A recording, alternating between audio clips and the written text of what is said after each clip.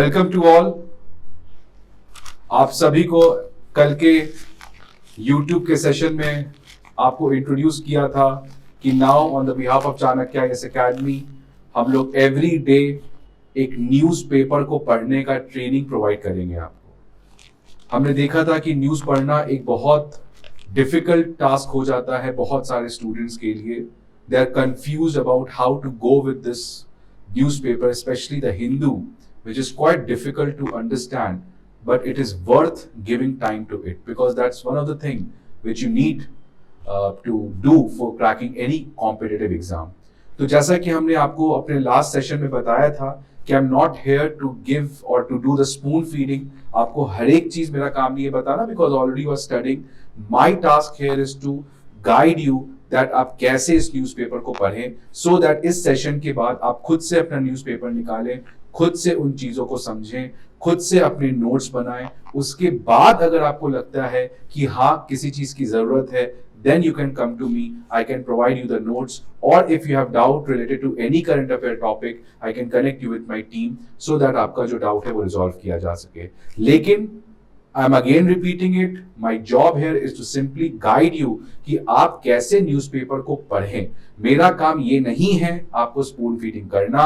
और मैंने पहले भी कहा है कि अगर आप ऐसे YouTube के किसी भी कोचिंग इंस्टीट्यूट के 1 घंटे के लेक्चर्स पे डिपेंड करोगे कि वो आपको पूरा समरी बता देगा, आप किसी कोचिंग के मंथली मैगजीन्स पे डिपेंड करोगे, उससे सोचोगे आपका करंट अफेयर्स हो गया है, then you are landing in a fool's paradise. उससे कोई फायदा नहीं है।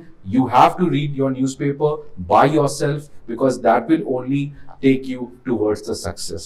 ठीक है? So आज हम लोग स्टार्ट करेंगे अपने द हिंदू पेपर के एनालिसिस के बारे में और यहाँ पे समझेंगे क्या क्या आज के दिन इंपॉर्टेंट चीज है। तो आप देख सकते हैं सबसे पहला जो न्यूज है हमारा मणिपुर से रिलेटेड, और मणिपुर में काफी ज्यादा बॉर्डर क्लैशेस चल रहे हैं। अब ये जो मणिपुर का इशू है ये आपके ज्योग्राफी के सेक्शन जो ट्राइब्स वाला पार्ट है वहां पे आपके काम आता है, और ये इकोनॉमी में भी इंपॉर्टेंट हो जाता है। नॉर्थ ईस्ट, कैसे नॉर्थ ईस्ट को हम लोग इकोनॉमिकली डेवलप करें, तो ये आपका जो बेसिकली टॉपिक है ये आपका ट्राइब्स वाले टॉपिक से आता है, और साथ ही साथ नॉर्थ ईस्ट से भी आप इसको लिंक कर सकते हो। सो इसमें क्या रेलेवेंट है, इसमें रेलेवेंट बेसिकली आपको प्रीलिम्स और मेंस दोनों के पर्सपेक्टिव से इंपॉर्टेंट हो जाता है। अगर हम लोग बात करते हैं ये क्लैश के बारे में, तो क्लैश बेसिकली है क्या, मणिपुर में बेसिकली 3 ट्राइब्स रहते हैं। एक आपको मेटी कम्युनिटी रहता है, दूसरा आपको कुकी कम्युनिटी रहता है, और तीसरा आपका नागा कम्युनिटी रहता है। और जो मणिपुर का इम्फाल वैली वाला एरिया है, जो वैली वाला एरिया है जो कि 10% मणिपुर का एरिया है, उसमें आपको प्राइमरली मेटी कम्युनिटी रहता है, और जो बचा हुआ 90% एरिया है मणिपुर का वो हिली एरियाज है, और वहां पे आपके रहते हैं Naga people and Kuki people. और ये जो नागा और कुकी पीपल हैं, these 2 people are ST, ये शेड्यूल्ड ट्राइब के लिस्ट में आते हैं। और जो बचे हुए मेटी कम्युनिटी के लोग हैं जो 10% मणिपुर के एरिया में रहते हैं, लेकिन ये मेजॉरिटी है। सो मेटी मेजॉरिटी कम्युनिटी है मणिपुर का, वो 10% इंफाल वैली वाले एरिया में रहता है, और ये एसटी के लिस्ट में अभी तक नहीं आता है। लेकिन हिस्टोरिकली मेटी कम्युनिटी एक बहुत इंपॉर्टेंट कम्युनिटी है।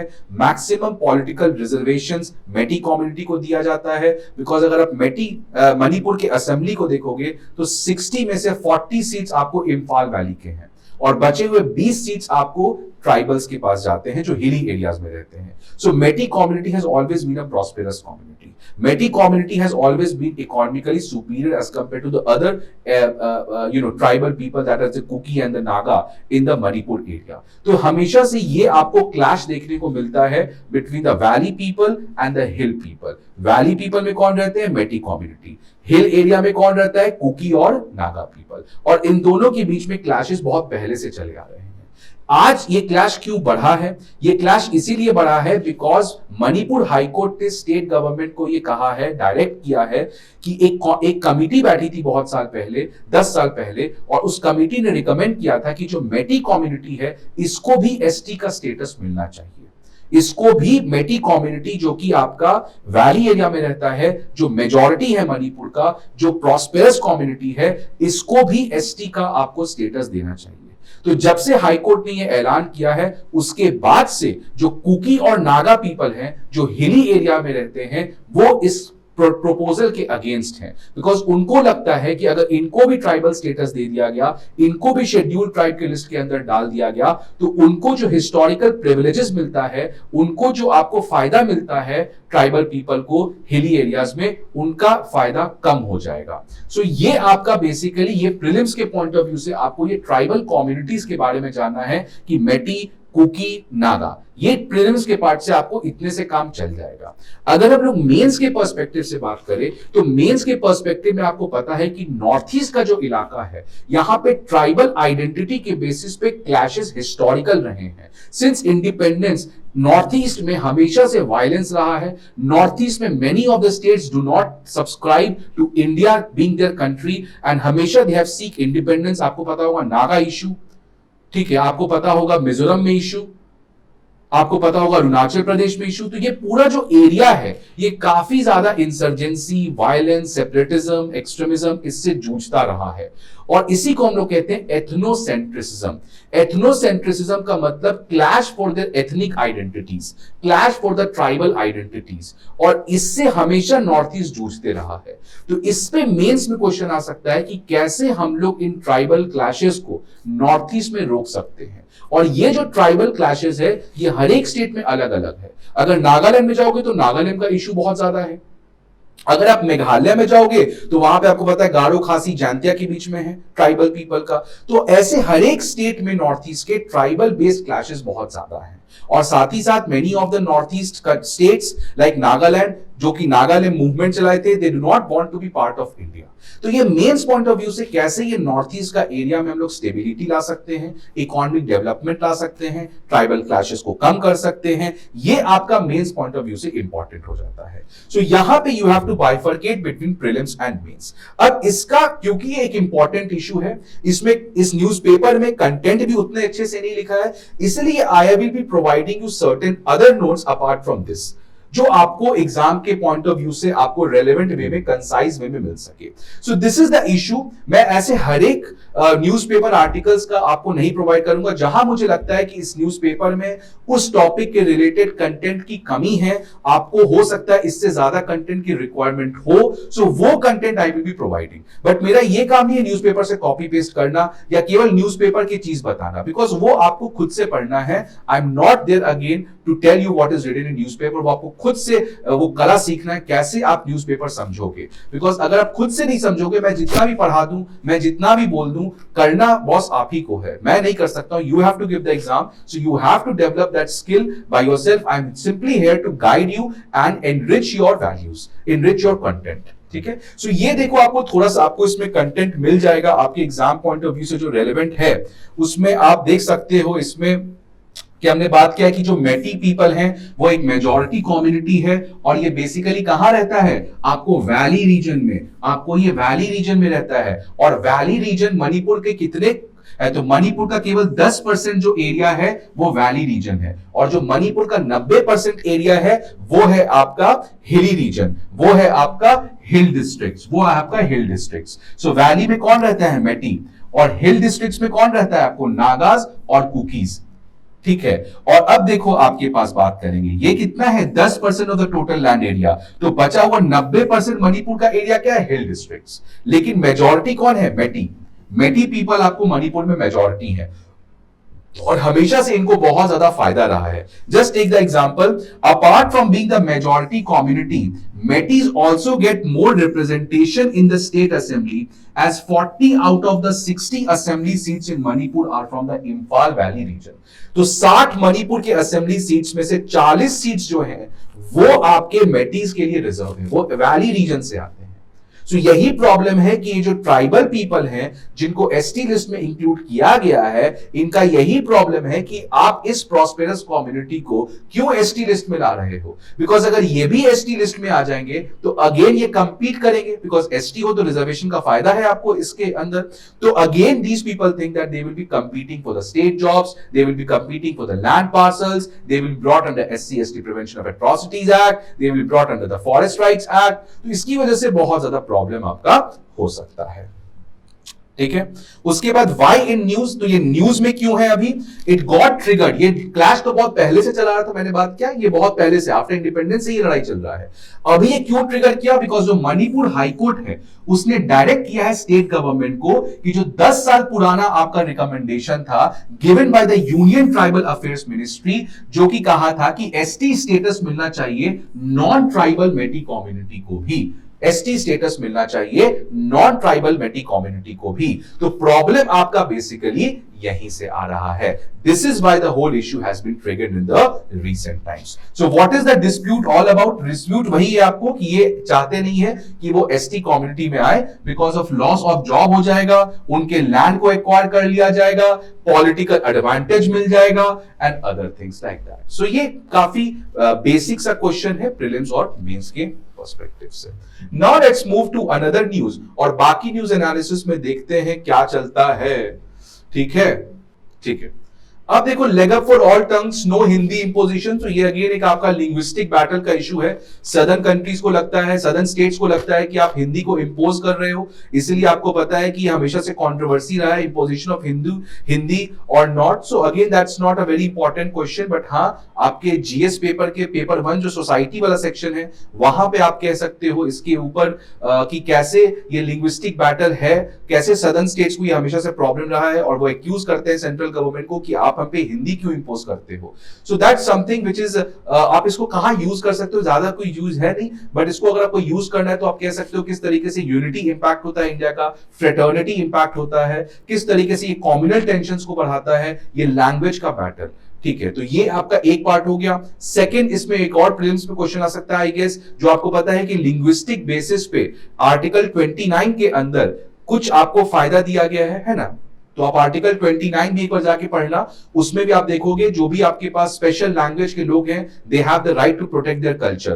तो वहां से आपको थोड़ा सा इसमें रिलेवेंट है, बाकी it's not required. Again excise case ED name Sisodia in 5th chargesheet, again that's a political issue, we don't have to study, but yes we have to study what is enforcement directorate. अब कोई भी organisation जब आप पढ़ते हो, ED हो गया, CBI हो गया, ठीक है, रॉ हो गया, जो भी ऑर्गेनाइजेशंस आप पढ़ते हो, तो उसमें आपको क्या याद रखना है, क्या क्या चीज याद रखना है। पहला, कि वो जो इंस्टीट्यूशन है वो किस मिनिस्ट्री के अंदर आता है, वो जो इंस्टीट्यूशन है वो कौन कौन से लॉ को इंप्लीमेंट करता है, वो जो इंस्टीट्यूशन है उसका सबसे अहम रोल क्या है, वो जो इंस्टीट्यूशन है क्या वो कॉन्स्टिट्यूशनल बॉडी है, क्या वो स्टैट्यूटरी बॉडी है, ठीक है, कि क्या वो एग्जीक्यूटिव बॉडी है, ठीक है। और ये तो आपका स्टैटिक चीज हो गया, इतना आपको किसी भी इंस्टीट्यूशन के बारे में आना चाहिए।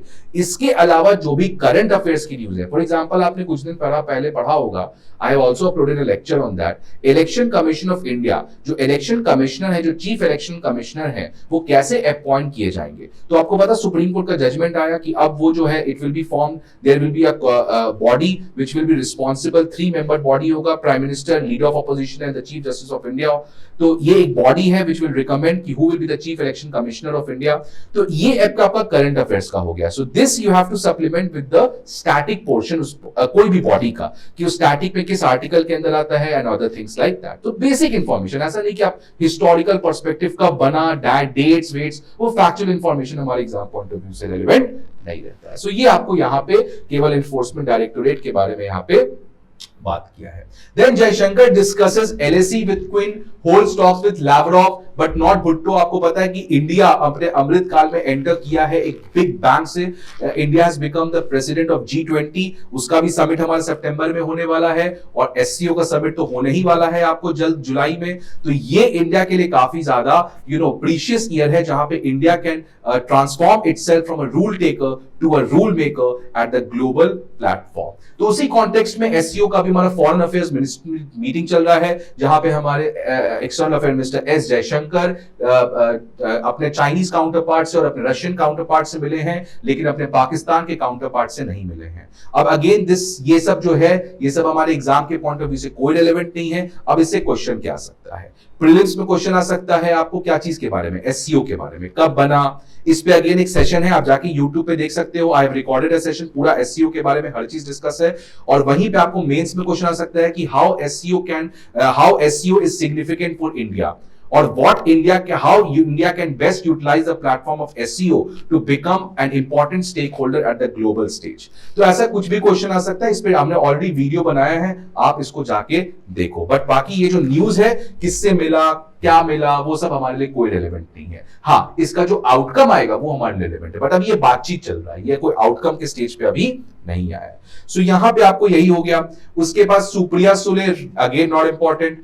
ये एक इंपॉर्टेंट न्यूज है boss, stop caste survey immediately, high court tells Bihar government. अब देखो इसमें क्या क्या है, इसमें बेसिकली मेंस के पॉइंट ऑफ व्यू से बहुत रेलेवेंट है। आपको पता है कि 1990 में हमारा मंडल कमीशन आया था, और मंडल कमीशन ने हमारे ओबीसी को रिजर्वेशन के अंदर लाया था। उसके पहले से एससी एसटी रिजर्वेशन तो चल ही रहा था। 1990 के बाद हमारा ओबीसी का रिजर्वेशन भी आया। उसके बाद 2006 में ओबीसी का रिजर्वेशन को बढ़ा दिया गया in the educational institutions also. So 90 में जॉब्स में आया था, स्टेट जॉब्स में, and then in 2006-7 that period it got extended to the educational institution also. अब देखो प्रॉब्लम क्या है, जैसे मान लो इंडिया में 27% ओबीसी को रिजर्वेशन दिया जाता है, लेकिन अगर मान लो वो जो 27% ओबीसी है उसमें फर्दर सबकास्ट है, ओबीसी के अंदर भी बहुत सारे सबकास्ट्स हैं, तो ये देखा गया कि 1990 के बाद से अभी तक ये जो रिजर्वेशन का फायदा मिला है ना, वो सारे ओबीसी के सबकास्ट्स को नहीं मिला है, केवल कुछ ओबीसी के सबकास्ट्स को मिला है। समझ में आ रही बात? ओबीसी के अंदर मान लो 100 सबकास्ट होंगे, एक ओबीसी तो एक कलेक्टिव ग्रुप है जिसको 27% रिजर्वेशन मिला है, उसके अंदर फर्दर सब कास्ट्स होंगे, ए बी सी डी, बहुत सारे कास्ट है ओबीसी के अंदर, यादव हो गए, ऐसे बहुत सारे कास्ट है हमारे। अब ये देखा गया कि 1990 के बाद से अभी तक ये जो रिजर्वेशन का फायदा मिला है, this has not went to every subcaste, ये सारे सबकास्ट को नहीं मिला है, कुछ ही सबकास्ट हैं ओबीसी के अंदर जिनको सारा फायदा मिला है। और ये बेसिकली एक फैक्ट है जो कि खुद गवर्नमेंट के अपॉइंटेड कमीशन ने पाया। उस कमीशन ने क्या कहा कि 97% ऑफ स्टेट जॉब्स, तो अभी तक मान लो सिंस 1990 से लेके अभी तक अगर टोटल 100 ओबीसी जॉब्स थे, उसमें से 97 ओबीसी जॉब्स आपको केवल 25% ओबीसी सबकास्ट ग्रुप को ही मिला है। मतलब ओबीसी के अंदर केवल 25 सबकास्ट ही ऐसे हैं, 25%। अगर मान लो टोटल 100 सबकास्ट है ओबीसी के अंदर, तो उसमें केवल 25% सबकास्ट को ही 97% रिजर्वेशन का फायदा मिला है। मतलब majority of the OBC subcaste do not enjoy anything about reservation. तो इसका डेटा हमारे पास एग्जैक्टली नहीं है, किस सबकास्ट को कितना रिजर्वेशन मिला, क्या उसको प्रोपोर्शनेट मिला कि नहीं मिला। मान लो ओबीसी को 27% है और ओबीसी के अंदर एक सबकास्ट है, उस सबकास्ट का पॉपुलेशन है मान लो टोटल ओबीसी में 30%, तो उसको 30% रिजर्वेशन मिलना चाहिए था। समझ में आ रही है बात? So that's something which is important to you to understand. जैसे मैं क्या कह रहा हूं कि जैसे मान लो ओबीसी तो एक ग्रुप हो गया, अब ओबीसी के अंदर फर्दर सब कास्ट्स हैं, है ना, ओबीसी के अंदर फर्दर बहुत सारे सब कास्ट्स हैं, A B C D E F, ऐसे बहुत सारे सब कास्ट्स हैं। तो 1990 के बाद से लेके अभी तक ये देखा गया कि out of 100 jobs reserve for OBC, out of 100 jobs which were reserve for OBC, अगर ओबीसी के लिए 100 जॉब्स रिजर्व किए गए हैं तो उसमें से 97% जो जॉब्स हैं वो गए हैं आपके पास only to 25% of OBC subcastes, only 25% of OBC subcastes. ठीक है, सो 97% जो ओबीसी जॉब्स थे, 100 में से अगर 100 जॉब्स हैं तो उसमें से 97 जॉब्स किसके पास गए हैं, ओनली टू द 25% ओबीसी सबकास्ट्स। मतलब 75% जो बचे हुए ओबीसी सबकास्ट्स हैं उनको तो बॉस कोई फायदा ही नहीं मिला है। यही चीज को समझने के लिए बहुत सारे स्टेट गवर्नमेंट्स ये डिमांड कर रही है कि आप एक कास्ट सेंसस कंडक्ट करें और आप पता करें कि मान लो ओबीसी के अंदर ए एक सब कास्ट है तो इसको क्या फायदा मिला, बी एक सब कास्ट है इसको क्या फायदा मिला, सी एक सब कास्ट है इसको क्या फायदा मिला। ऐसे ही ना पता चलेगा कौन कितने पानी में है, कौन कितना, इसी को कहते हैं सोशियो इकोनॉमिक कास्ट सेंसस, कि सोशल ग्रुप और उसका इकोनॉमिक स्टेटस क्या है। तो ये स्टेट गवर्नमेंट्स का बहुत ज्यादा डिमांड रहा है कि आप इसको प्लीज कंडक्ट करवाएं।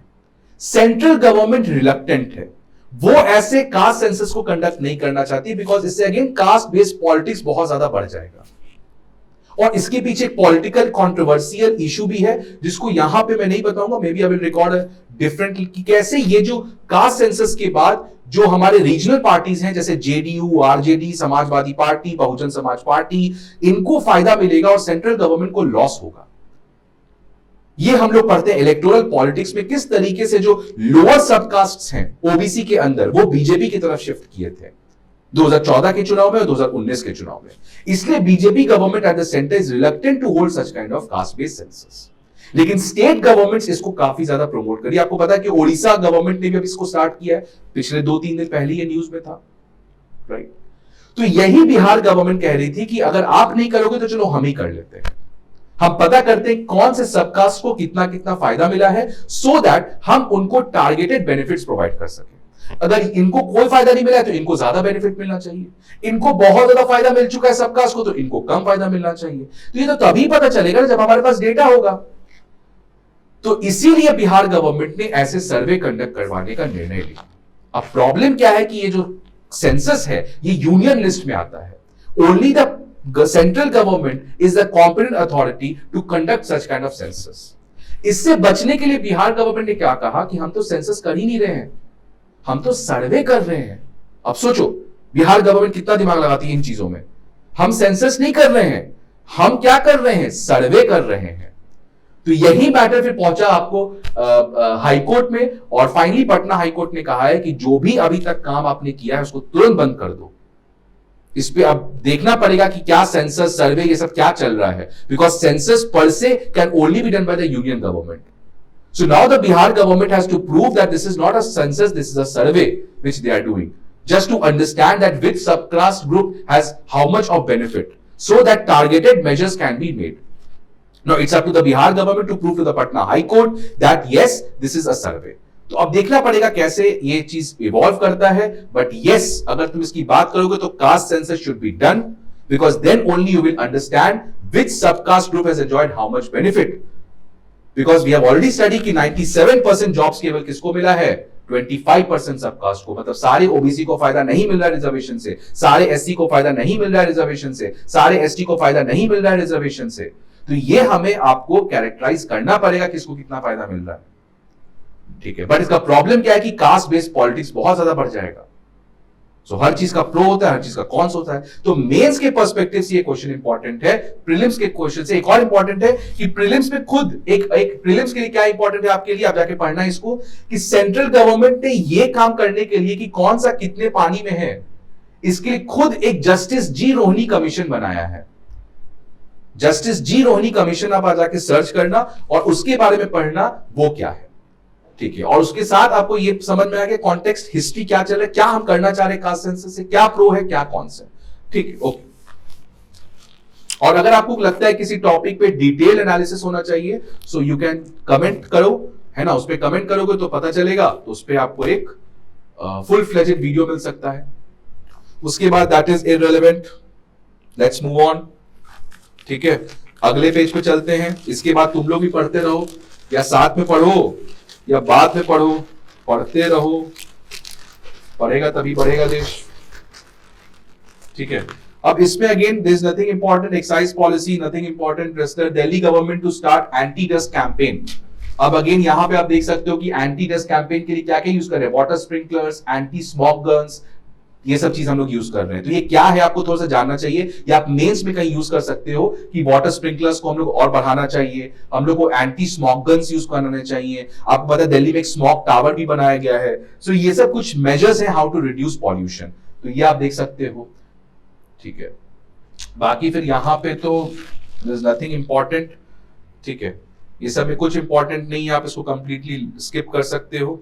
उसके बाद आ जाता है आपको again that is not important, supreme court dismisses election petition again, DMK MP Kanimozhi not important, cloud of uncertainty after Patna court stage caste based सर्वे, तो ये हमने ऑलरेडी पढ़ रखा है, उसी चीज को यहाँ पे रिपीट किया। Again don't read all this, don't read all this, ये सब छोड़ देना। उसके बाद स्टेट्स में अगेन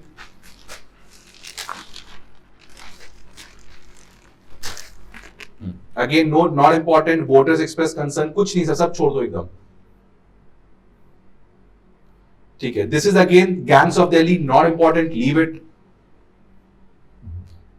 अब आ जाता है आपको यहां पे एडिटोरियल सेक्शंस। अब हमारा फोकस एडिटोरियल पे रहना चाहिए, है ना। अब ये जो एडिटोरियल्स लिखते हैं ये बहुत इंटेलेक्चुअल पीपल होते हैं। सो ये जो लिखते हैं ये कभी कभार ज्यादा लिख देते हैं। So we have to understand what to study and what to leave, ठीक है। तो यहां पे जरूरत मेरी ज्यादा पड़ेगी, so I will be helping you over here कैसे एडिटोरियल्स को कवर किया जा सके। सो एडिटोरियल्स में सबसे पहला editorial captain A Mohan Ranganathan sir ने लिखा है और ये बेसिकली एयरलाइन के ऊपर लिखे हैं। आपको पता है कि रिसेंटली गो फर्स्ट जो है वो एनसीएलटी के पास पहुंच गई है और कही है कि हमारी कंपनी का दिवालिया निकल चुका है, I have completely gone bankrupt, तो प्लीज हमारा कुछ आप करें। अब यहां पे देखो, अब ये अगर इशू तुम पढ़ोगे तो उसी चीज के बारे में बताया कि जो गो फर्स्ट एयरलाइन है उसने अपने आप को बैंकरप्ट डिक्लेयर किया है। जो गो फर्स्ट एयरलाइन है उसने अपने आप को बैंकरप्ट डिक्लेयर किया है and this Go First has now went to the NCLT. NCLT के पास गया, that is national company law tribunal, उसके पास गए हैं और उसने फाइल किया है इंसॉल्वेंसी प्रोसीडिंग्स। इंसॉल्वेंसी के लिए उसने फाइल किया है, इंसॉल्वेंसी के लिए उसने फाइल किया है। अब ये आपका यहां पे मेंशन है नहीं, बट ये कल के न्यूज में मेंशन था, तो आपको इसको लिंक करना पड़ेगा, ठीक है। अगर आप पढ़ रहे हो गो फर्स्ट क्या है तो आप कल के न्यूज़पेपर में पढ़े होंगे कि गो फर्स्ट कहां पे गया, एनसीएलटी के पास गया। क्यों गया है? इंसॉल्वेंसी एंड बैंकरप्सी कोड के अंदर अपने चीज को रिजॉल्व करने की, कैसे हम इसको एसेट्स को मैनेज कर सकते हैं। तो यहां पे एक तो आपको पहले समझना पड़ेगा इंसॉल्वेंसी एंड बैंकरप्सी कोड 2016। तो ये आपको समझना पड़ेगा इंसॉल्वेंसी एंड बैंकरप्सी कोड 2016 कि कैसे insolvency and bankruptcy code was brought by this government to resolve the crisis of NPS, to resolve the issues। जो आपको पता है इंडिया को हमेशा से कहा जाता था डिफॉल्टर्स पैराडाइज, इंडिया को हमेशा कहा जाता था डिफॉल्टर्स पैराडाइज। डिफॉल्टर्स पैराडाइज का मतलब कि आप सरकार, आप जो एक प्राइवेट कंपनी हो, आप बैंक से लोन लो और उसको मत चुकाओ, है ना, और आपका कुछ नहीं होगा, आपका कुछ नहीं होगा। लेकिन आईबीसी के अंदर आपको किस तरीके से एक काफी ज्यादा स्ट्रिक्ट मेजर्स लाया गया है, जहां पे फॉर एग्जांपल अगर मैं एक कंपनी रन करता हूं and if I am not able to pay back the loan which I have taken from a bank, then the bank can approach the NCLT and if the NCLT agrees that yes this particular case is true, then in that case the management of my company will be taken from me and it will be given to insolvency professionals, it will be given to insolvency professionals। मतलब simple भाषा में अगर कहें तो हमारे ही company का control हमसे छीन के किसी तीसरे पर्सन को दे दिया जाएगा। तो ये है, इतना डर बैठ गया है अब जितने भी लोग हैं जब लोन लेते हैं और लोन को चुका नहीं पाते हैं, तो अब ये डर बैठ गया है कि अगर मैं लोन नहीं चुकाऊंगा तो मेरे ही कंपनी का कंट्रोल मुझसे छीन के किसी और को दे दिया जाएगा। सो this is a very structural change, this has impacted the mindset of many Indian corporate borrowers, ठीक है। सो ये कब कहां किया गया है? इंसॉल्वेंसी एंड बैंकरप्सी कोड में। सो इंसॉल्वेंसी एंड बैंकरप्सी कोड आपको समझना पड़ेगा, ये बहुत इंपॉर्टेंट हो जाता है प्रीलिम्स के लिए और खासी खाट मेंस के लिए भी। तो आप इंडियन इकोनॉमी जब पढ़ोगे, या अगर आप पढ़ चुके हो तो ठीक है, अगर आप नहीं पढ़ चुके हो तो जब भी आप पढ़ोगे तो आपका इस कोड के ऊपर बहुत ज्यादा स्ट्रेस रहना चाहिए। इस कोड में बेसिकली यही है, मैंने कहा कि if I am not able to pay back my loan then the control of my company will be taken away from me and it will be given to some other person. And वो जो नया person आएगा वो ensure करेगा कि मेरा company क्या वापस से चल सकता है, या अगर नहीं चल सकता है तो मेरी कंपनी को वो बेच देगा। उसको बेच के मैक्सिमम पैसा जितना मिलता है वो निकालने का ट्राई करेगा और उस पैसे से बैंक्स को पैसा वो लौटाएगा। So this is how the Insolvency and Bankruptcy Code 2016 works, ठीक है। तो ये आपका हो गया बैकग्राउंड इंफॉर्मेशन, और बेसिकली जो कैप्टन मोहन है उनका क्या कहना है, उनका बेसिकली कहना है कि जो गो फर्स्ट है वो एकाएक सदमा दे दी लोगों को, और उसने कहा कि हम अपने एयरलाइन को क्लोज कर रहे हैं। तो कहां था DGCA, directorate general of civil aviation, जो कि मिनिस्ट्री ऑफ सिविल अफेयर्स के अंदर, मिनिस्ट्री ऑफ सिविल एविएशन के अंदर काम करता है। ये जो मिनिस्ट्री ऑफ सिविल एविएशन के अंदर जो रेगुलेटरी बॉडी है जो पूरे एयरलाइन इंडस्ट्री को रेगुलेट करता है, that is the DGCA, that is the DGCA. ये कहां था इतने दिनों तक, ये कहां था इतने दिनों तक? व्हाट डीजीसीए वाज डूइंग, कैसे ये एकाएक अपने आप हो गया, ठीक है। तो उसके ऊपर उन्होंने एक तरीके से कुछ सीरियस क्वेश्चंस उठाए हैं डीजीसीए के ऊपर कि where were you sleeping when the entire thing was happening. और ये कोई सोल अलोन इंसिडेंट नहीं, इसके पहले किंगफिशर एयरलाइन का हाल हुआ, उसके बाद जेट एयरवेज का हाल हुआ, उसके बाद अब गो फर्स्ट का हो रहा है। तो कहां है डीजीसीए? डीजीसीए पहले क्यों नहीं इंटरवीन करता है? किंगफिशर डूब गया, मालिक भाग गया, जेट एयरवेज अचानक डूब गया, गो फर्स्ट अचानक डूब जाता है, तो पहले क्यों नहीं डीजीसीए इसके ऊपर कोई रिपोर्ट निकालता है कि यस गो फर्स्ट की इकोनॉमिक स्टेबिलिटी काफी खराब हो चुकी है। सो गो फर्स्ट एकाएक डिमोनेटाइजेशन की तरह अपना रिलीज कर दिया प्रेस में कि yes I have gone insolvent, मैंने सारे फ्लाइट्स को कैंसिल कर दिया। क्या होगा जो लोग फंसे हुए हैं, जिन्होंने पहले से फ्लाइट के टिकट्स बुक किया हुआ था? सो ये बेसिकली डीजीसीए जो गवर्नमेंट की रेगुलेटरी बॉडी है, जिसका काम है रेगुलेशन करना, उसके ऊपर ये उंगली उठा रहे हैं। ठीक है, अब इसको इतना पढ़ने की जरूरत नहीं है, इसको इतना क्योंकि इंपॉर्टेंट है नहीं, but still I have picked certain points for you which you can maybe आप इसको रखो, कहीं भी बाद में शायद काम आ सकता है, बट नॉट दैट इंपॉर्टेंट ऐसे चीजें। ठीक है, सो यहां पे आपको देखो यही चीज को मैंने थोड़ा सा, इसमें कुछ ज्यादा था नहीं पढ़ने का, तो I have just tried to newspaper को मैंने एक तरीके से स्ट्रक्चर करके आपके लिए अरेंज कर दिया कि न्यूज में क्यों है, अच्छा क्राइसिस क्यों है, बिकॉज जो डीजीसीए है वो अपना अच्छे से काम नहीं कर रहा है।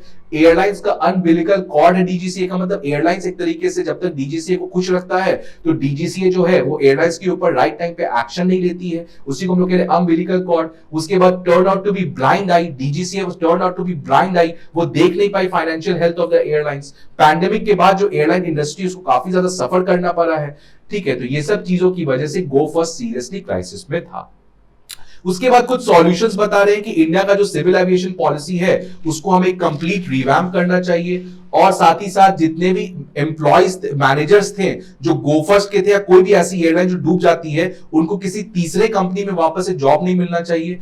ठीक है, ये कहा गया है। उसके बाद साथ साथ एयरलाइंस को एक ऐसा कॉर्पस फंड, एक इमरजेंसी फंड बना के रखना चाहिए, जहां पे कल को अगर एयरलाइन कोलैप्स करती है तो इस कॉर्पस फंड का पैसा हम लोग पैसेंजर्स को और जितने भी छोटे एम्प्लॉइज हैं उनको उस पैसे का डिस्ट्रीब्यूशन होना चाहिए। ठीक है, सो नॉट वेरी इंपॉर्टेंट, आपको इतने नोट से काम चल जाएगा, ये भी मोर देन एनफ है। बट यस, आपको पता है इंडियन इकोनॉमी में हमारा एक आपका ये सेक्शन है आपको ये कनेक्टिविटी वाला, उसमें हम लोग रेलवेज पढ़ते हैं, उसमें हम लोग एविएशन पढ़ते हैं जिसमें आप उड़ान स्कीम पढ़ोगे, फिर हम लोग आपके पास वो वाटरवेज पढ़ते हैं, हम लोग inland waterways and other things like that. उसमें aviation industry is also one of the things. So वहां पे इसमें से कुछ प्रॉब्लम्स आ सकते हो कि how aviation industry is in crisis, तो उसके कुछ points and then some of the solutions.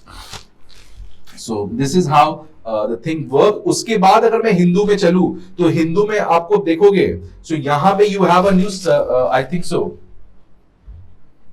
Sorry, ये सर्विसेज सेक्टर के बारे में। सर्विसेज सेक्टर आपको पता है कि इसमें काफी अच्छा न्यूज है हमारे लिए। तो सर्विसेज सेक्टर अगेन ये थोड़ा सा आपको ये सब पढ़ने की जरूरत नहीं है, इसका मैंने again I prepared notes services sector के ऊपर। इंडियन इकोनॉमी में इसको हम लोग डिटेल में पढ़ते हैं, बट ये आपको सर्विसेज सेक्टर जो हमारा अभी रिपोर्ट रिलीज हुआ है, जो हमारा इंडेक्स सॉरी रिलीज हुआ है। So this particular index has been released by S&P Global Services Purchasing Manager Index Business Activity. अब आपको पता होगा जब आप इंडियन इकोनॉमी पढ़ोगे तो हमारे पास बहुत सारे ऐसे इंडेक्सेस होते हैं, such as index of industrial production IIP। Similarly हमारे पास परचेजिंग मैनेजर्स इंडेक्स होता है। अब ये purchasing managers business activity index है क्या? देखो, purchasing manager index that is PMI, इसका सिंपली क्या होता है कि for example if I am a manager of a company and I have given order of 10 pens, ठीक है, for this month, and the next month I give order for 100 pens. तो पिछले महीने 10 पेन, इस महीने 100 पेन। तो क्या मैंने ज्यादा पेन ऑर्डर किया है? अगर मैं ज्यादा पेन ऑर्डर किया हूं that means I can visualise कि एक बहुत बड़ा डिमांड आने वाला है ना, तभी मैं इतने पेन्स को अपना इन्वेंट्री बना के रखा हूं 100 पेन का। सो ऐसे ये PMI के जितने भी इंडेक्सेस हैं ना, ये सारे परचेजिंग मैनेजर्स को फोन करता है। सारे कंपनीज के लगभग 300-400 कंपनीज होते हैं, उनके मैनेजर्स को फोन करता है जो परचेजिंग मैनेजर्स होते हैं, और पूछते हैं कि क्या इन्वेंट्री का हालात है, कितने ऑर्डर आपने दिए हैं। उसके हिसाब से वो इकोनॉमिक एक्टिविटी को गेज करता है कि क्या पिछले में से ज्यादा आपने परचेस किया। अगर आप ज्यादा परचेस किया मतलब आपका ज्यादा डिमांड आपको लग रहा है कि होगा। तो इसी के तरीके से ये PMI का बिजनेस एक्टिविटी इंडेक्स निकलता है। ये मैन्युफैक्चरिंग के लिए भी निकलता है, ये सर्विसेज के लिए भी निकलता है। इसमें बेसिकली बेस नंबर क्या होता है 50। तो अगर 50 से ज्यादा है, अगर 50 से ज्यादा है मतलब एक्सपेंशन हो रहा है, और अगर 50 से कम है दैट मींस कॉन्ट्रैक्शन हो रहा है। ठीक है, तो ये बेसिकली आपका बैकग्राउंड नॉलेज हो गया। अब इसमें ये न्यूज में क्यों है, देखो 400 फॉर्म से पूछता है, और ये बेसिकली सर्विसेज के बारे में बात करें तो consumer services, finance and communications, और देखो ये मंथली डेटा है, हर मंथ आता है ये, तो अप्रैल के महीने में कितना है 62, मतलब आपका एक्सपेंशन तो हो रहा है because more than 50 that means expansion. तो अभी आया कितना अप्रैल में 62, और ये पिछले 13 साल का, ये पिछले 13 इयर्स में सब अप्रैल एक ऐसा महीना है जिसमें ये हाईएस्ट नंबर शो किया है 62 का।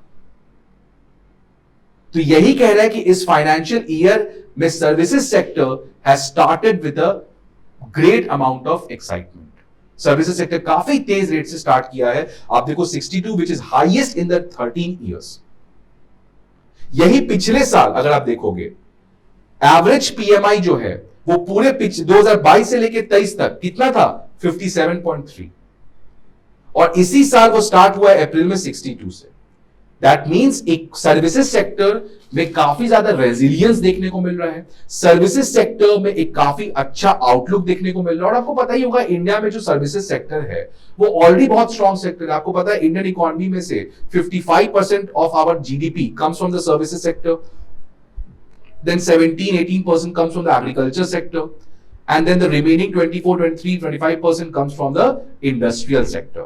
और सर्विसेज सेक्टर हमारा इंडिया का बहुत बड़ा स्ट्रेंथ है। मैन्युफैक्चरिंग तो हमारा स्ट्रेंथ है नहीं, मैन्युफैक्चरिंग में कौन सबसे ज्यादा स्ट्रेंथफुल है, China, but services sector is something which is India's fourth. काफी अच्छा हम लोग यहाँ पे परफॉर्मेंस करते हैं, और यही सर्विसेज सेक्टर के परफॉर्मेंस की वजह से इंडियन इकोनॉमी इस पूरे पैंडेमिक के समय काफी रेजिलियंट थी, बिकॉज मैन्युफैक्चरिंग तो ठप पड़ा था, इंडस्ट्रियल एक्टिविटी ठप पड़ा था, लेकिन हमारा services sector despite some small problems, overall services sector has been a highly resilient sector. तो ये आपको यहां पे बात किया गया है, तो समझ में आ गया कि इस साल सर्विसेज सेक्टर काफी अच्छे वे में स्टार्ट हुआ है। Now why services sector is critical? Services sector critical क्यों है? बिकॉज अगर आप देखोगे तो हमारा मैन्युफैक्चरिंग और industrial sector has grown by 4.1%, ठीक है, एंड सिमिलरली जो इंडिया का सर्विसेज सेक्टर है हैज ग्रोन बाय 9.1%। तो काफी डबल हमारा सर्विसेज से हमारा सर्विसेज में जो ग्रोथ रेट है that is double as what we are seeing in the industrial sector. India's services exports are estimated to have hit a $325 billion in 2022 to 2023।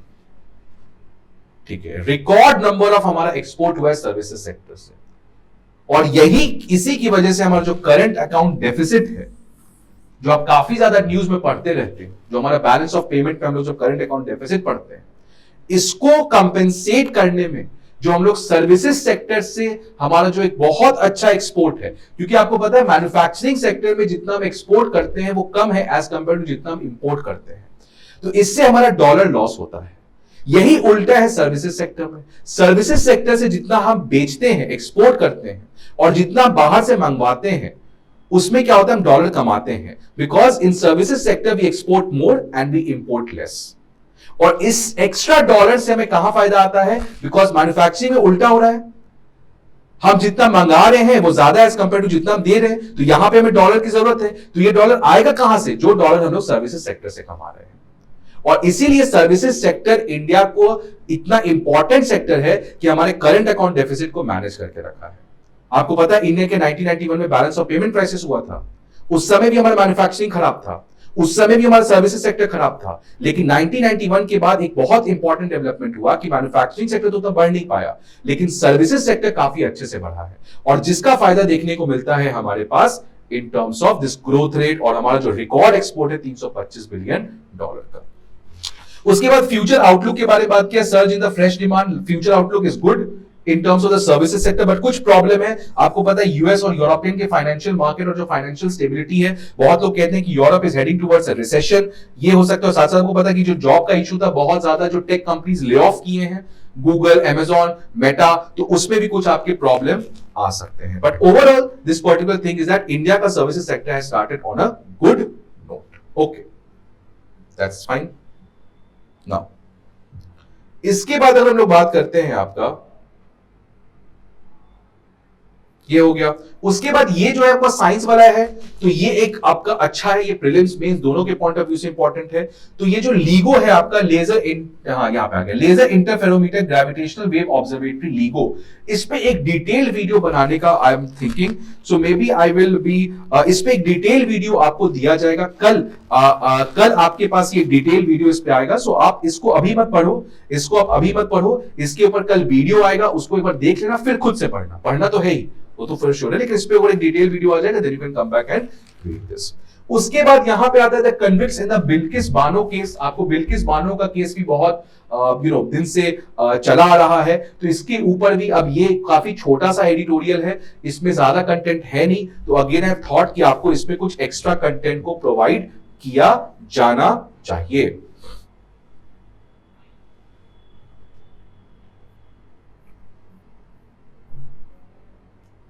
सो ये देखो आपका है बिल्किस बानो वाला, यहां पे कुछ केस है, उसके ऊपर हम लोग बात करते हैं। ठीक है, so Bilkis Bano was 21 years old and 5 months pregnant. Bilkis Bano was a girl and she was 21 years old and 5 months pregnant when she was gang raped. जब गुजरात में राइट चल रहा था और वो भागने की कोशिश कर रही थी, while fleeing the riots, जब दंगे चल रहे थे गुजरात में, and when Bilkis Bano was trying to flee that thing, she was gang raped during that time. Broke out after the Godhra train burning incident. Her 3-year-old daughter was among the 7 family members who were killed. तो जब Godhra incident के बाद गुजरात में right चल रहा था, उसके बाद she wanted to flee that particular thing, और उसी के बीच में उसकी 3 साल की बेटी और 7 फैमिली मेंबर्स को मार दिया गया उस राइट में। ये इन्वेस्टिगेशन पहुंचता है आपके पास सीबीआई के पास, और ये जो केस चल रहा था it was transferred to Maharashtra court by the supreme court. Maharashtra में इसलिए भेजा गया बिकॉज अगर गुजरात में इसमें चलता तो हो सकता है कि जजमेंट काफी political pressure and other things आ सकते थे, इसलिए सुप्रीम कोर्ट ने ये जो पूरा केस है, ये पूरा मैटर है, ये गुजरात से शिफ्ट करके आपको चला गया महाराष्ट्र के पास। ठीक है, अ स्पेशल सीबीआई कोर्ट इन मुंबई, तो मुंबई में जो स्पेशल सीबीआई कोर्ट है उसने 2008 में उन सारे 11 लोग को लाइफ इंप्रिजनमेंट दे दिया, आजीवन कारावास, पूरे 11 लोगों को, on charges of gang rape of Bilkis Bano and the murder of 7 members of the family. Then इसको अपील किया गया, but the appeal was rejected and the judgement was upheld by the Bombay high court and the honourable supreme court.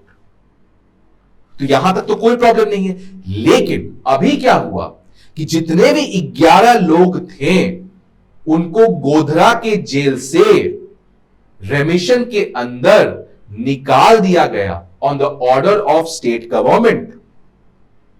आपको पता है कि president और governor के पास pardoning power है, ये स्टैटिक अफेयर्स, स्टैटिक टॉपिक है आपका पढ़ना, कौन कौन से स्टैटिक पावर, कौन कौन से पावर है, पार्डन का, कॉम्यूटेशन का, रेमिशन का, रिस्पाइट का, रिप्राइव का।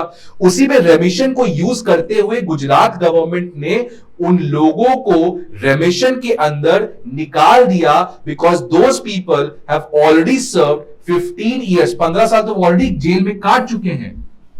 तो उस गुजरात गवर्नमेंट को लगा कि हां इनको कुछ रेमिशन मिलना चाहिए, इनका सजा कम करना चाहिए, that's why they were let off. जेल से वो निकल गया और जब जेल से निकले तो उनका स्वागत भी किया गया जोरों शोरों से। देन क्या हुआ कि बिल्किस बानो पहुंच गई अगेन सुप्रीम कोर्ट, इस केस को ले गई कि because she says that this particular order of the Gujarat government has shaken the conscience of the society. And now the supreme court, because देखो ये बहुत इंपॉर्टेंट क्वेश्चन है मेंस के पर्सपेक्टिव से, बिकॉज सेपरेशन ऑफ पावर के अंदर जो president और गवर्नर का पार्डनिंग पावर है, it is independent of judiciary. Judiciary can not intervene in all such power, but you know that in India judiciary, because it enjoys the trust of the people, it legitimizes itself, and this compels or this allows the judiciary to enter into any domain, because the political people have completely disappointed people, or political persons have completely disappointed people, and because of that people have started to trust judiciary more, and because people are trusting judiciary more, judiciary thinks that they can do anything. I'm not saying that they are doing something bad, but yes, this is against the separation of power, because the pardoning power is an independent process. It is not interrelated with the judiciary thing. So judiciary per se cannot, interfere in such matters. But because of the political misuse of all the constitutional provisions, judiciary wantedly or unwantedly had to interfere in such matters. So judiciary has taken up this case, Supreme Court has taken up this case. Now the Supreme Court will see that whether the Gujarat government has done this thing, has allowed these persons to be free under the remission on any substantial grounds, or it has done simply on an absurd basis. So now the Supreme Court will check that क्या ये bona fide चीज है या ये mala fide चीज है, क्या ये सही किया गया या गलत किया गया है. तो अब सुप्रीम कोर्ट गुजरात गवर्नमेंट से मांगेगी आप फैक्ट्स लाओ, क्या क्या कंसिडर किया आपने, क्यों जेल से निकाल दिया, क्या जरूरत पड़ गई, कैसे रेमिशन के बाद these persons will be not be committing crime in future. So all those things now the Gujarat government has to put forward before the honorable Supreme Court. So this is the Bilkis Bano case. तो आपको इसमें prelims के point of view से important क्या आ जाएगा, वो pardoning power, वो आप पढ़ सकते हो, वो बहुत इजी है. मेंस पॉइंट ऑफ व्यू से क्या इंपॉर्टेंट है आपके लिए कि कैसे सेपरेशन ऑफ पावर जो डॉक्ट्रिन है, जहां पे जुडिशरी का काम अलग है और ये जो पार्डनिंग पावर है ये प्रेसिडेंट गवर्नर का काम अलग है, और ये दोनों इंडिपेंडेंट मैकेनिज्म्स हैं. तो अगर ये इंडिपेंडेंट है तो how can supreme court question the wisdom of the Gujarat government और the union government?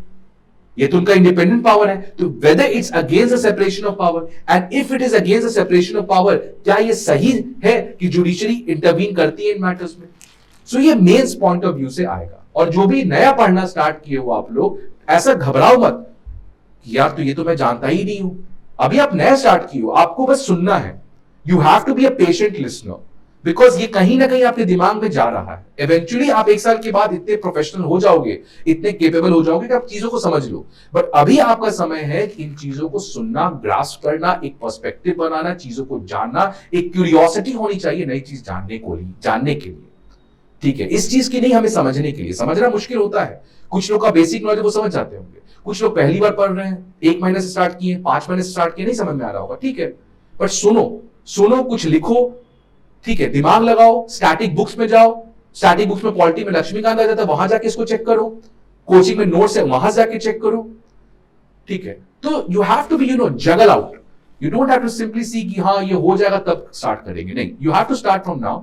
And yes, try to be a listener, listen things. तो यहां पे आप समझ रहे, रेमिशन क्या हुआ, लाइफ इंप्रिजनमेंट क्या हुआ, सीबीआई कह रहा है कि चेक करो सीबीआई क्या है, क्या सीबीआई कॉन्स्टिट्यूशनल बॉडी की स्टैट्यूटरी बॉडी है. ये सब चीजें धीरे धीरे चेक करो. रेमिशन क्या होता है, उसके बाद Bombay high court, supreme court, ये सब चीजें आप थोड़ा थोड़ा जानो. ये सब कुछ टर्म्स आ रहे हैं, you have to just understand. ये नोट्स को वापस से पढ़ो. कुछ प्रॉब्लम है then get in touch with me. Okay, उसके बाद व्हाट इज द इशू वही है आपके पास. प्रॉब्लम यही है कि गुजरात गवर्नमेंट ने कैसे इसको रेमिशन कर दिया, बिकॉज जजमेंट तो बॉम्बे हाईकोर्ट से आया था. तो अगर रेमिशन कोई कर भी सकता था, बिकॉज बॉम्बे हाईकोर्ट ने फैसला सुनाया था, बॉम्बे के कोर्ट जुरिस्डिक्शन में था ये मैटर. हमने देखा था कि महाराष्ट्र से, गुजरात से इसको ट्रांसफर कर दिया गया था महाराष्ट्र. तो फिर जब महाराष्ट्र में ये केस चल रहा था तो गुजरात की गवर्नमेंट ने कैसे इसको रेमिशन के अंदर दे दिया? तो क्या ये लीगली अलाउड है? ऑल्दो ठीक है, क्राइम गुजरात में हुआ है, बस केस कहां पे चला? महाराष्ट्र में. जजमेंट कहां पे आया? महाराष्ट्र में. तो आप महाराष्ट्र के जजमेंट के अंदर रेमिशन कर रहे हो ना. So that the Maharashtra government should do और द सुप्रीम कोर्ट डू. तो ये अगेन एक तरीके का कॉन्फ्लिक्चुअल क्वेश्चन है, कॉम्प्लिकेटेड थिंग है. Now the supreme court will adjudicate whether this particular thing was not. So ज्यादा इंपॉर्टेंट न्यूज नहीं है, आपको कुछ बेसिक पॉइंट यहां पे जान लेते हैं. Now let's come to other.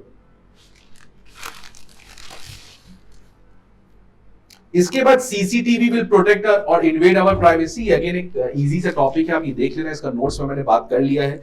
इसमें अगेन कुछ ज्यादा नहीं जानना है. इसमें देखो प्रीलिम्स के पॉइंट ऑफ व्यू से कोई इंपॉर्टेंट नहीं है, ये बेसिकली मेंस का क्वेश्चन है. आपको पता है कि इंडिया में राइट टू प्राइवेसी है. Right to privacy is a fundamental right which was given by to us by supreme court in justice K S Puttaswamy versus union of India case, जहां पे सुप्रीम कोर्ट ने कहा था कि every Indians have the right to privacy, it's a fundamental right. तो right to privacy एक तरफ है, बट क्या प्राइवेसी को ब्रीच किया जा सकता है फॉर द नेशनल इंटरेस्ट? क्या प्राइवेसी को ब्रीच किया जा सकता है on the for national security? अगर किया जा सकता है तो इन दोनों के बीच में बैलेंस क्या है? ये एक बड़ा क्वेश्चन है. तो ये एज सच इंपॉर्टेंट नहीं है, बिकॉज ऐसा क्वेश्चन कभी नहीं आएगा सीसीटीवी कैमरा से क्या होता है, ये कभी यूपीएससी नहीं पूछता है, बीपीएससी से ऐसा क्वेश्चन कोई भी एग्जाम में नहीं आएगा. क्वेश्चन क्या समझ रहे हो यहाँ पे कि क्या आपका राइट टू प्राइवेसी एब्सोल्यूट है? क्या उसको एब्सोल्यूट होना चाहिए? क्या आपका right to privacy national security के लिए नहीं छीनना चाहिए? और अगर छीनना चाहिए, if your right to privacy has to be violated in order to ensure national security, so how it can be done? Where the buck should stop? What is the limit? तो ये सब चीज भी आपको जानना पड़ेगा, ठीक है। तो ये basically again mains of point of view से इंपॉर्टेंट है, बट ये एडिटोरियल एज सच इंपॉर्टेंट नहीं है। इसमें से कुछ इंपॉर्टेंट पॉइंट्स है कि कैसे सीसीटीवी का कभी कभार पुलिस मिसयूज करती है। फॉर एग्जाम्पल, ठीक है, सीसीटीवी सिक्योरिटी के पर्सपेक्टिव ठीक है, लेकिन मान लो अगर मैं किसी प्रोटेस्ट में जाके पार्टिसिपेट किया हूं and I don't want myself to reveal कि मैं प्रोटेस्ट कर रहा हूं कि नहीं कर रहा हूं, बिकॉज अगर लोगों को पता चल जाएगा सब लोग को, तो दे पीपल माइट अटैक मी कि तुम क्यों गए थे प्रोटेस्ट करने, सो आपका प्राइवेसी ब्रीच हो जाएगा। तो क्या ये सीसीटीवी के थ्रू आपका फंडामेंटल राइट्स को लिमिट किया जा रहा है, आपका वही प्राइवेसी ब्रीच हो रहा है?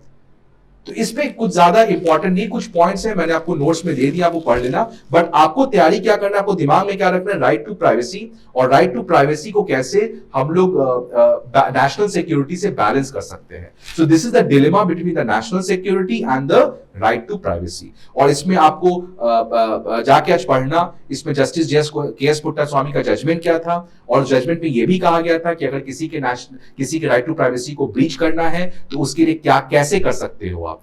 तो वो आप देखना, प्रोपोर्शनैलिटी टेस्ट को फॉलो करना होता है, any such breach should be as per the law made by the parliament, and ये सब चीजें आपको वहां पे पढ़ना पड़े, ठीक है।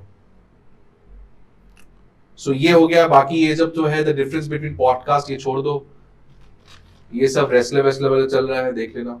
On the Washington declaration, again that's important international affair news. इसके बारे में I have already made a video on AUKUS, AUKUS के ऊपर भी आपको वीडियो मिल जाएगा, इंडो पैसिफिक के ऊपर और ऑकस के ऊपर हमने वीडियो बना चुका है, और उसी के कंटिन्यूएशन में एक फर्दर अपडेट देखने को मिला है, that is the Washington declaration. तो वॉशिंगटन डिक्लेरेशन के ऊपर again I provided you with the notes, आप इस नोट्स को भी रेफर कर सकते हो। वॉशिंगटन डिक्लेरेशन बेसिकली एक इंपॉर्टेंट टॉपिक आपका हो जाता है, और आपको पता है कि इंटरनेशनल जो रिलेशंस है उसमें बेसिकली सारा अभी फॉरेन पॉलिसी चल रहा है। तो एवरी पूरे दुनिया में अगर हम लोग बात करें तो आप एक बहुत इंपॉर्टेंट टर्म सुनोगे, इंडो पैसिफिक। तो इंडो पैसिफिक बहुत दिन से आपकी बहुत सालों से इनफैक्ट ये Indo Pacific has become the greatest theatre for the great power politics. और इंडो पैसिफिक में हमने देखा ऑकस, इंडो पैसिफिक में हमने क्वाड के बारे में बात किया है, और आज इसी इंडो पैसिफिक वाले रीजन में, not exactly Indo Pacific but हाँ उसी पर्टिकुलर रीजन में हम लोग एक और वॉशिंगटन डिक्लेरेशन का डील पढ़ने जा रहे हैं। अब ये वॉशिंगटन डिक्लेरेशन को आसान भाषा में अगर मैं एक्सप्लेन करूं, सो ये डील है basically between the United states of America और साउथ कोरिया। यूनाइटेड स्टेट्स और साउथ कोरिया ऑल्दो एक अलायंस पार्टनर रह चुके हैं, बट उसी अलायंस पार्टनर में ये एक फर्दर अपग्रेडेशन हुआ है, बिकॉज आपको पता है कि कोरिया जो है, कोरिया पेनिनसुला है, ये दो भागों में बटा हुआ है, ऊपर है नॉर्थ कोरिया और नीचे है साउथ कोरिया। जब कोल्ड वॉर चल रहा था उस समय कोरियन वॉर हुआ था, एक तरफ नॉर्थ कोरिया था that was supported by China and Russia, और एक तरफ था South Korea which was supported by the West, और इन दोनों के बीच में लड़ाई चल रहा था। फाइनली फिर एक पीस ट्रीटी होता है, एक आपके पास एग्रीमेंट होता है, एक सीज फायर आता है, तो जो बाउंड्री बना वो एक साउथ कोरिया बन गया और उधर आपको नॉर्थ कोरिया बन गया। नॉर्थ कोरिया में आपको पता है कम्युनिस्ट गवर्नमेंट है, और South Korea is a liberal democratic country.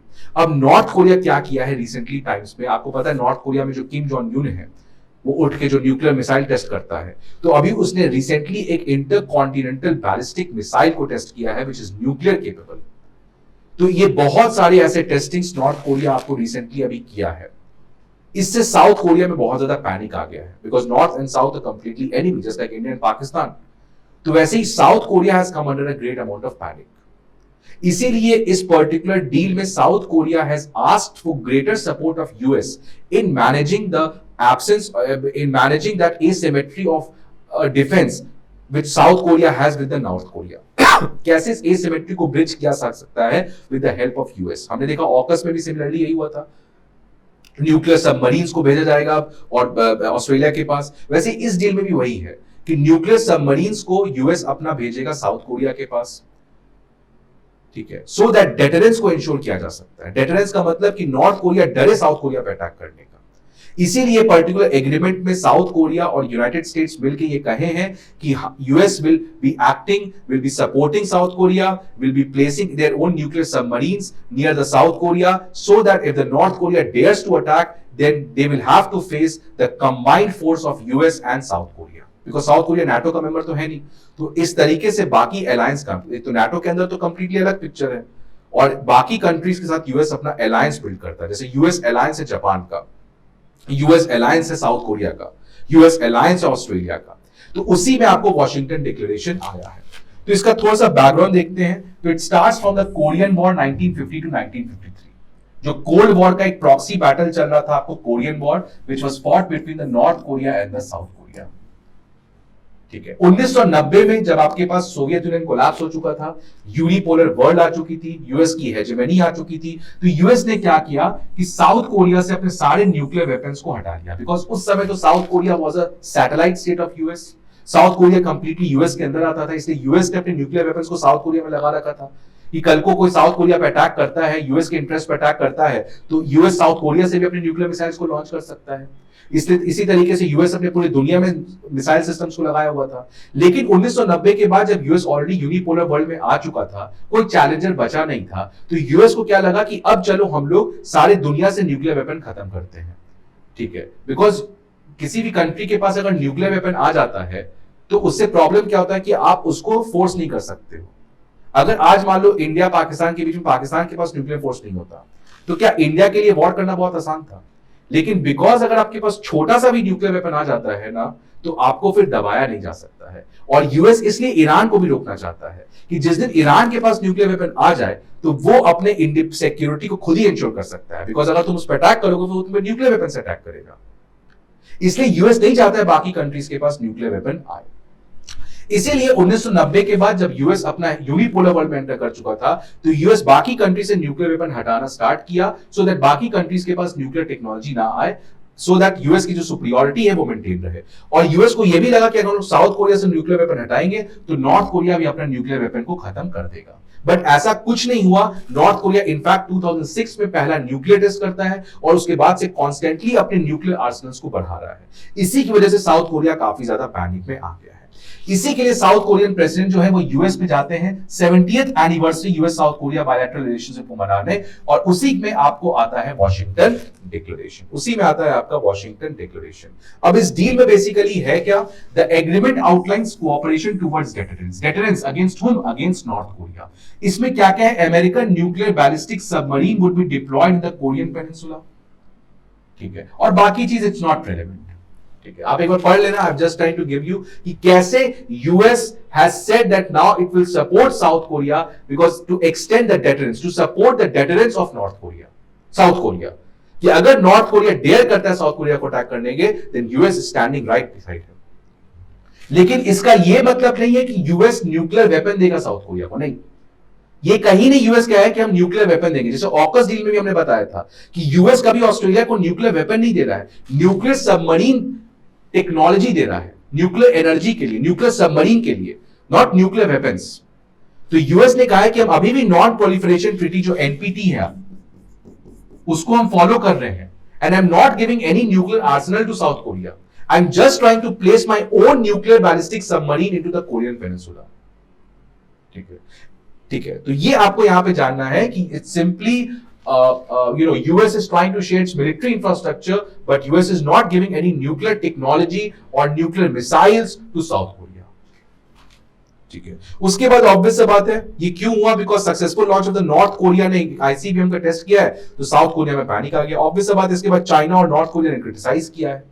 ठीक है, सो दैट्स सिंपल थिंग, इसने इसको क्रिटिसाइज किया। सो ये आपको वॉशिंगटन डिक्लेरेशन, अगेन अब वॉशिंगटन डिक्लेरेशन के पहले आप जाके एक ऑकस का वीडियो, अगर आपको टाइम मिलेगा, इसी चैनल पे आपको ऑकस का डील के ऊपर भी वीडियो है, और उसके बाद आपका आता है वॉशिंगटन डिक्लेरेशन। तो ये पूरा जो इंडो पैसिफिक का चीज चल रहा है आपको अच्छे से समझ में आ जाएगा। लेकिन अगर आपको लगता है कि इस पे और इंडो पैसिफिक पे ऐसा वीडियो चाहिए, so you can comment so that I can make it that video. But Washington declaration is basically limited है नॉर्थ कोरिया और साउथ कोरिया के बीच में। It's not linked to that extent with the Indo Pacific concept, but हाँ, इसको अगर आप extrapolate कर लोगे तो यूएस का इन्फ्लुएंस जो इस पूरे एरिया में बढ़ रहा है, because now US will be placing it's nuclear submarines in south Korea. तो कल को अगर चाइना के साथ लड़ाई होता है तो वो सेम न्यूक्लियर सबमरीन्स हम लोग चाइना के अगेंस्ट भी तो यूज कर सकते हैं। सो यूएस का एनी हाउ इससे फायदा है, एंड दैट्स व्हाई यूएस अपना हर फायदा देखता है, and that's why US is US and its global and its able to maintain its global hegemony for the past 75 odd years. Now इसके बाद आपके पास कुछ ज्यादा इंपॉर्टेंट है नहीं, what is behind the Manipur white unrest, ये हमने ऑलरेडी पढ़ चुका है, तो इसको यहां पे पढ़ने का नहीं, आप नोट से देख लोगे और उसके बाद खुद से एक बार पढ़ लेना तो आपको काम आ जाएगा। बट इसमें बहुत सारे अलग अलग चीज भी लिखे हैं, व्हाट लेड टू अनरेस्ट में कुछ पॉलिटिकल इशू है, तो ये सब छोड़ देना, ये सब आपको कोई पढ़ने की जरूरत नहीं है, आपको बस मुद्दा समझना है ऊपर से कि चल क्या रहा है, उसके अंदर नहीं हर एक चीज एक एक खोद खोद के पढ़ो, उतना टाइम नहीं है बॉस, ठीक है। तो आपको एसेंस समझना है, जैसे है ना कॉन्स्टिट्यूशन का बेसिक स्ट्रक्चर, बेसिक एसेंस, वैसे न्यूज का भी बेसिक एसेंस होता है, तो आप इसको पढ़ के you have to understand the essence, write down 3-4 points, that's it. Don't go with facts, go with the concepts, go with the theory. उसके बाद अगेन आपके पास ये है changing the way we experience them, the rise of sport documentaries, not important, ये सब नहीं है। एससीओ मिनिस्ट्रीज, तो एससीओ का जो फॉरेन मिनिस्टर चल रहा है मीटिंग, ये आपको एससीओ पे मैंने वीडियो बनाया, अगेन आप जाके उस वीडियो को देखो एससीओ में क्या चल रहा है, और अभी फॉरेन मिनिस्टर्स का और मीटिंग चल रहा है, देखते हैं इसका आउटकम क्या आता है। बट बेसिकली फॉरेन मिनिस्टर्स में सबसे इंपॉर्टेंट जिस मुद्दा पे बात चल रहा है कि किस तरीके से हम लोग डी डॉलराइजेशन कर सके वर्ल्ड इकोनॉमी का, तो जितने भी एससीओ कंट्रीज हैं they are trying to ensure कि हम लोग अपना ट्रेड अपने ही करेंसी में कर सकें, तो ये बेसिकली आपको एससीओ में बात चल रहा है। और साथ ही साथ बहुत लोग ऑप्टिमिस्टिक हैं कि हमारा इंडिया एक किस तरीके से बैलेंसिंग फोर्स की तरह बन सकता है, because you know that India is the only country which is the part of Quad on the one hand, and on the second hand it's a member of SCO and platform like BRICS. So India is that country which is a connecting link between the two worlds which are completely at fight with each other. तो उसमें किस तरीके से India को as a balancer हम लोग use कर सकते हैं, सो दैट जो बैटल है दोनों का ब्लॉक्स का वो कम किया जा सकता है, ठीक है। एंड बाकी इसमें कुछ आपको इंपॉर्टेंट नहीं, एलजीबीटीक्यू ये सब इंपॉर्टेंट नहीं है, again not important, nothing is important over here. SC closes wrestler के not important, not important, not important. Stop caste survey वही चीज है, तो अगेन नॉट इंपॉर्टेंट, वो चीज हो चुका है। These are all political news, you can skip this page. Karnataka polls, again you can skip this page, यहां पे भी कुछ ज्यादा नहीं है। अब देखो ये जैसे ये सब न्यूज है, Russia blames US for drone hit, White House denies role, सब कुछ पढ़ने की जरूरत नहीं, सब पॉलिटिकल इशू है, ये उसको एक यूज करेगा, वो इसको एक यूज करेगा, क्यों जानना है, leave it all these things. फिर यहां पे आपका है सूडान के बारे में, तो सूडान के ऊपर already I made a video, तो आप सूडान वाला वीडियो को जाके न्यूज में देख सकते हो, सूडान के ऊपर मैंने यूट्यूब पे वीडियो बना रखा है, उसको आप जाके देख सकते हो। उसके बाद आता है India Russia set to suspend talks to settle trade in rupees. This is very important, आपको पता है कि India and Russia have been in talks की किस तरीके से हम लोग जो हैं अपने ट्रेड को डॉलर के बदला हम लोग रूपी में कर सकते हैं। आपको पता होगा वॉस्ट्रो अकाउंट ये सब खुल रहा था, तो इंडिया रशिया से तेल खरीदेगा और इंडिया किस में बेचेगा उसको। तो बेसिकली ये डील क्या होता है, इस डील में बात होती है, मान लो ये इंडिया है और ये रशिया है, तो अभी रशिया से अगर हम लोग ऑयल परचेस करते हैं तो हम लोग इंडिया किसको, रशिया को देता है डॉलर में, लेकिन अब यूएस ने रशिया पे सैंक्शंस लगा दिया है, तो डॉलर में ट्रेड करना बहुत मुश्किल हो गया, बिकॉज कोई भी डॉलर का ट्रेड ग्लोबल लेवल पे अगर होना है तो उसको अमेरिकन बैंक्स क्लियर करते हैं। अमेरिकन बैंक्स अगर क्लियर नहीं करेंगे तो आप डॉलर में पेमेंट नहीं कर सकते हो, और बिकॉज अमेरिका ने सैंक्शन लगा दिया रशिया में, तो बहुत मुश्किल हो गया अब डॉलर में ट्रेड करना। इसी चीज से बचने के लिए इंडिया रशिया एक तरीके से बात चल रहा था कैसे इसको हम लोग रूपी में ट्रांजैक्शन कर सकें, तो ऑयल खरीदेंगे और इनको रूपी देंगे, और यही रूपी जो इनके पास आएगा फिर जो ये इंडिया से खरीदते हैं वो इंडिया को पे कर देंगे रूपी में, तो इससे बात बन जाएगा। लेकिन प्रॉब्लम क्या है कि जितना हम रशिया से तेल मंगाते हैं और जितना रशिया हमसे खरीदता है उन दोनों के बीच में गैप है। फॉर एग्जांपल जितना हम रशिया से खरीदते हैं वो 200 रुपए है और जितना रशिया हमसे खरीदता है 100 रुपए है, मतलब हमारा रशिया के साथ एक बहुत बड़ा ट्रेड डेफिसिट है जो कि 40-50 बिलियन डॉलर का ट्रेड डेफिसिट है। तो उससे क्या होगा, रशिया के पास बहुत ज्यादा रूपी एक्यूमुलेट हो जाएगा, है ना, उसकी वजह से रशिया के पास काफी ज्यादा रूपी एक्यूमुलेट हो जाएगा, और रशिया उस पैसे का करेगा क्या, because all the global transactions happen in रूपी। सो इसीलिए ये बहुत ज्यादा बड़ा प्रॉब्लम हो रहा था रशिया के लिए, इसलिए रशिया ने और इंडिया ने इस चीज को सस्पेंड कर दिया है, ट्रेड इन रूपीज, ठीक है। सो ये आपको Vostro account and other things again आप ये पढ़ चुके हो, that's not very important thing, but yes ये आपको प्रीलिम्स पॉइंट ऑफ व्यू से बहुत इंपॉर्टेंट है। साथ ही साथ आप इंडिया रशिया के इंटरनेशनल रिलेशंस में आप इसको यूज कर सकते हो कि कैसे ट्रेड इन रूपीज फ्यूचर में वापस से हम लोग इंश्योर कर सकते हैं, सो दैट दोनों कंट्री का रिलेशन बढ़ सकता है, ठीक है। देन आपके पास सीबीडीसी है, central bank digital currency can ease cross border payments. Again you have to understand what is CBDC, तो ये सीबीडीसी पढ़ लेना, ये डिजिटल करेंसी है जो कि आपको ब्लॉकचेन टेक्नोलॉजी पे बेस्ड है, but it's not a crypto currency. तो ये आपको यहाँ पे क्या समझना है आपको, हाउ सीबीडीसी, इसमें दो क्वेश्चन बनेंगे प्रीलिम्स में, how CBDC is different from crypto currencies like bitcoin. Second, how CBDC can ensure financial inclusion. How CBDC can ensure financial growth of India. How CBDC, what are the significance of CBDC? What are the challenges of CBDC? तो आज जाके CBDC के ऊपर 250-300 word में एक answer prepare कर लो. कुछ facts, pro cons, challenges, way ahead, government ने क्या क्या पॉलिसी लाया है, आरबीआई की क्या पॉलिसी है CBDC को लेके, हर एक पे एक 2 पॉइंट लिख लो, उससे आपका काम हो जाएगा. बाकी इस पूरे न्यूज़पेपर में कुछ नहीं है. अब इसको देखने के बाद आप इसको खुद से पढ़ना, समझना, नोट्स बनाना. इस नोट्स जो already I will providing you, उसके ऊपर आपको फर्दर नोट्स आपको ऐड करना, तो आप खुद से ऐड करना है. ऑलरेडी टोल के आपको डिजिटल नोट्स बनाने पड़ेंगे.